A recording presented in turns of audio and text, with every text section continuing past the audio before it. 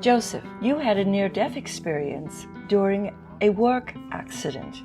How did this happen?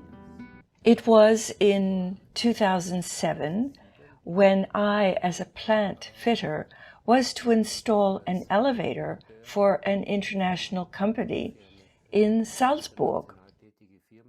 And there were two of us on site as plant fitters.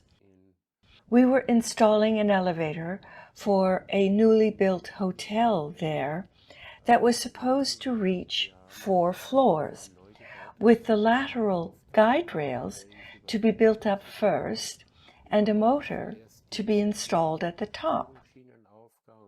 And the same day, that is in September of 2007, we got the motor delivered to the construction site, and just so that you understand, the motor had to be transported from the ground floor. And for this reason, all the intermediate platforms located in the lift shaft had to be taken out. Then the motor had to be transported from the ground floor to the top floor by means of a pulley. And that's why we had to disassemble the individual pedestals. We then transported the motor up with a pulley, but could not get the motor into the final position by means of this pulley. That's why I reinstalled the intermediate platforms on the same day. By the way, the motor weighed over 130 pounds. So you see, we were only 2 fitters, and due to this very heavy motor, the innermost scaffold of the uppermost pedestal on which we were standing, when we were about to lift the motor into its final position at the very top, broke through. And automatically, when the ground breaks away from under your feet, you let go of everything. And so the motor then fell down, breaking all the other pedestals while falling. And we were lucky indeed that I had reinstalled these pedestals beforehand, because if I hadn't, this wooden material would not have been there, and we would have fallen 16 yards or so down onto concrete, and with all probability, I would not be here today to give you this interview. So the moment the motor started to fall, with the pedestals breaking, I was slipping or sliding out of my body, whatever you want to call it. My body wasn't injured at this point. I just felt I was out of my body. I was looking down, then seeing my body lying down there, and I have to say, well, I didn't really have a relationship or an emotional bond with my body. So I just thought, well, that's my body. So what? It's like clothing. It's just only the body. But now, as before, I am still present. And at that moment, I wasn't surprised at all. This feeling was quite normal. Just like, well, shall I say it just felt normal? Amazingly enough, I had a much wider capacity. So I had a 360-degree vision all around. Thus I could see to the rear. I could also look ahead, in all directions really. So I could see everything all around. I was also able to see through the walls, yet I could also see the walls themselves. But that's difficult to describe. I really don't know how to put it into words. And another thing I was capable of was I could see colors, truly amazing colors that I can't describe. Today I see colors also, but we are almost blind toward what color spectrum actually exists. So these 256 million colors, or whatever, there are much, much more over there. The second ability I had was that I could hear the words spoken by all the people who were working on this construction site, even words that were coming from far away. There was a lot of noise, and because working on a construction site in general is noisy, I could still hear the words, even, as I have said, from people who were far away. I could also hear their thoughts. I could hear all of that. But at that moment, it didn't surprise me at all. It was the most normal thing in the world. Well, in terms of time, I somehow perceived time to be completely strange. But I know now that in this dimension, in this state of being, there exists, I often say that there is no time, and yet time does exist, but it is relative. For example, I could have remained in this state of being for 1,000 years if I had wanted to. Not a second of earthly time would have passed, because the time in this state of being is a universal time. So you were standing on the same place where you were standing before. Yes, that's how it is. Exactly at the point in time my body started to fall, I was in the completely same position as before, merely I was outside my body. However, I can't really define slipping out or getting out of the body. I can't say, and didn't you worry about this body? No, not really. Didn't you feel a certain connectedness with your body? No, not at all. For me, it was just simply a body, similar to clothing. And did you take notice of yourself in this state of being? I can't say that either. I don't know whether I had a body. I didn't actually look at myself. And I don't know whether I would have seen a body or not if I had looked down at myself. You mean a spirit body? Yes, that's what I mean, but I can't say that. How did this experience continue? May I briefly refer to the impressions I had during my experience when I was seeing the colors. But the most intense experience I had was actually when being in a state of feeling something. Please excuse me, but when I'm talking about it, I feel it once again, retroactively. And this is feeling again this love, a love that is inexpressible, truly so inexpressible. And if I tried to describe this love, I would be talking it down. And that's why any definition is simply impossible. And I am 100% sure that the love I was feeling is only a very, very tiny fraction of the love existing beyond, that there is still so much more of it.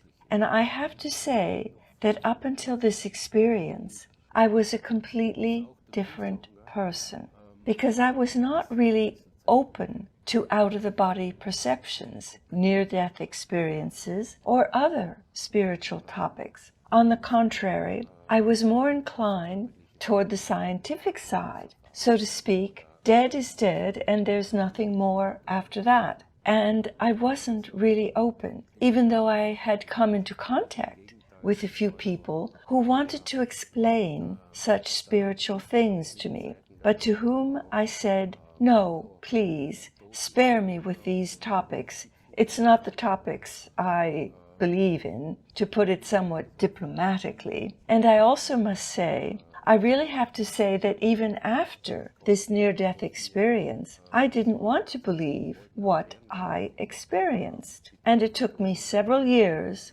until I even realized what it was that I had experienced back then. I used to always talk myself into believing that these impressions were hallucinations or electrical discharges, maybe also impulses, within the brain caused by stress. Maybe it was due to a rush of adrenaline, or maybe I was just simply hallucinating. But despite all that, there was constantly some feeling inside of me that said, no, that doesn't really fit. That's not right. But when having such probing questions in your head, then you try to find answers somewhere. Well, and so you go from one topic to the next, trying to make sense of it. And this was a process of development that took several years, until one day, when I came across some information about it.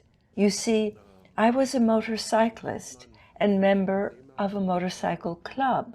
And on the occasion of a cyclist meeting, I met someone from this circle with whom I spoke about this topic. And this fellow described to me a similar experience that he himself once had. He had an accident where a car came out of a cross street and hit him laterally, and he flew over this car. His body was not at first injured, and the very moment his body was in free fall, he was leaving it. And as I myself did back then, and then I see, oh, this was an eye-opener for me, making me realize that I was not alone in my experience. Of course, I then looked for information, and I found it very, very quickly. There is actually a lot of information on this topic on the internet, more than enough, including your channel, that contains a lot of information on this very topic. And I found this information rather quickly. Furthermore, there's also a lot of reading on this subject, and this is somehow a complete relief for me, as well as an eye-opener, so to speak. I'm not alone. This has happened so many times before, and so many people describe their near-death experiences with such diverse occurrences. What I might also have to say is that I actually didn't have a near-death experience in the usual sense of the word, because I didn't really see the spiritual world. I rather experienced the world as it is. I only perceived it much more intensely. I did not meet any deceased persons, nor did I see a spiritual guide, nor anything else. I did not see any of that. I just felt this love. May I go back to this out-of-body state you were in? How did you get back into your body? I don't know how long I was in this out-of-body state. And this probably has to do with the associated time distortion, how long it lasted. When asking me this question today, I would say maybe 15 minutes, but it could also have been just a few seconds. But I can't say how I got back into my body. I don't know. What I do know is that I then got back into my body without anyone telling me beforehand, you have to go back into your body, you have to go back. I was just simply inside my body again. And the first thought when I was back in my body was, what was that just now? Shortly before I was up there? How did I get down here now? What has happened? I didn't understand it. I realized I was seriously injured. I had multiple injuries. I had spinal sprains, I had 2 broken ribs, and a compressed pelvis. My leg, in particular, was quite badly injured. And since then, I have not been able to practice my job as a plant fitter and a machine fitter. And now I receive a disability pension. How did the healing process go after the serious accident? Well, I was in hospital for about 9 months, and my first week in a specialized clinic. Then I had myself transferred to the local state hospital, and I was there for another 3 weeks and had surgery, above all foot surgery. And I had several more operations there. And for this reason, I still today have a lot of metal in my foot. And that's why I have a walking disability, which causes me problems when walking on uneven areas or when walking long distances, and also when climbing stairs. All this still causes me problems, now as before. What impact did this near-death experience have on your life, on your worldview? Well, a very, very serious one, shall I say. I went through a complete change in terms of my mental attitude. It was a conversion, a 180-degree turnaround, and I became depressed after realizing that this love I felt back then was really true, that it was neither imagination nor hallucination. And also because I then was dealing with other relevant issues as well. I have to honestly say that I no longer wanted to stay on this earth. I did not want that any longer. I wanted to feel that love again. I don't know how to explain this. Maybe it's something like a very, very strong yearning for something. And you would like to have that feeling again, whatever the cost. And this was a very, very difficult time for me. About 3 to 5 years later, I just didn't want to be here anymore, because I told myself that I wanted to feel that love again, that I wanted to go back to exactly that state of being. Well, at this point, I was no longer afraid of death or dying or anything else. So this kind of fear is long gone, still today. Then, I also tried to achieve this state of being through other means. So I met someone who said that you can consciously leave your body through meditation, and that this can be achieved through normal meditation, where you put your body and mind into a state of rest, or listen to meditative music. Or you finally can achieve this through the so-called binaural beats,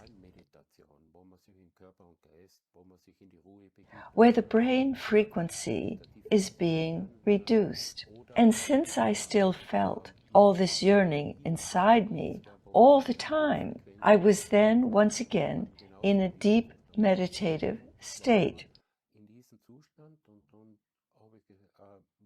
But I had not left my body. I was still firmly inside my body, when a voice spoke to me, and this voice, I had already heard it during previous meditations, and I can't say whether it was a guardian angel or a spirit guide, whatever you want to call it. I don't know, but this being then told me definitely and very, very emphatically, I didn't guide you to this accident for you to now engage in such nonsense. You have a task, so just stop this nonsense of wanting to get out of this life. And he said it in a tone I had never heard before. And this was a really very, very grave one. So that I have to say This was indeed very intense. And thereupon, a kind of healing process started for me. And since this moment, of course, I still wish for this state, but I would never again entertain this nonsense, this stupid thought of wanting to get out of this life. This is no longer the case, and that's a very good thing. This voice said to you, I didn't guide you to this accident, so you now believe that it was something like destiny. I'll try to explain it like this.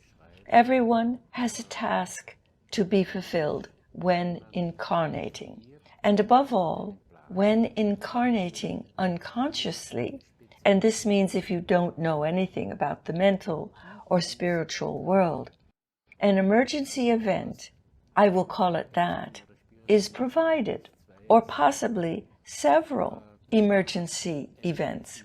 And I suspected that such an emergency intervention had been implemented in my case.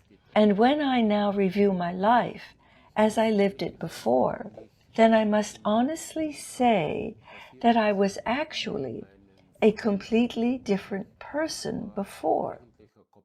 I was selfish, I was greedy, I was envious, I was materialistic, and none of this was actually intended for my path. And therefore, certainly the aforementioned emergency intervention possibly was implemented for me so that I was given time to think about certain things in order to get back on this path or onto this track. In your opinion, this accident was to guide you in order to become more involved with spiritual things? Quite possibly, yes. So I'm pretty sure that's the case. But I don't know if there would still have been any other alternative events. Anyway, I still think that way today. And if I want something, I take several ways to work out how I will achieve it. And if one of them does not work, then maybe the other will. So you are convinced that one has spiritual guidance? Yes, definitely. Everyone has it. Absolutely everyone. What are the insights you gained from this experience? Well, all I can possibly say about this is that everything we do in life has consequences. Everything. And as we all know, the last shirt has no pockets. You can't take anything with you except for one thing, and that's your own spiritual inheritance or your spiritual harvest.